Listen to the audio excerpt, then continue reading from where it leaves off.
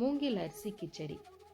இந்த அரிசி பல ஆண்டுகள் வளர்ந்து வந்த மூங்கில் மரத்திலிருந்து கீழே விழும் விதைகளை வச்சு சேகரிக்கப்பட்டது. இந்த கிச்சடி எப்படி செய்யலாம் வாங்க பார்க்கலாம். 1 கப் மூங்கில் அரிசி கழுவி ஒரு பேனில் ஈரம் போகும் வரை வறுத்துக்கலாம். அதுக்கப்புறம் ஒரு மிக்ஸி ஜாரில் சேர்த்து கொரப்பாக அரைச்சி வச்சுக்கலாம். ஒரு குக்கரில் நெய் ஊற்றி பிரியாணி ஸ்பைசஸ் சேர்த்து நறுக்கின வெங்காயம், இஞ்சி பூண்டு பேஸ்ட், பச்சை மிளகாய், புதினா, தக்காளி, கேரட், பட்டாணி, உப்பு, மஞ்சத்தூள், அரைச்சி வச்ச மூங்கில் அரிசி எல்லாத்தையும் நல்லா வதக்கிக்கலாம். அதுக்கப்புறம் 1 கப் அரிசிக்கு 5 கப் தண்ணி சேர்த்து கட்டி இல்லாமல் நல்லா கிளறிக்கலாம். இதை ஒரு மீடியம் ஃப்ளேமில் வச்சு 6-7 விசில் வச்சுக்கலாம். கடைசியாக கொத்தமல்லி இலை, நெய் சேர்த்து தேங்காய் சட்னியோடு சேர்த்து சாப்பிட்டா அவ்வளோ ருசியாக இருக்கும். எப்படி இருக்குன்னு செஞ்சு பார்த்து கமெண்ட்டில் சொல்லுங்கள்.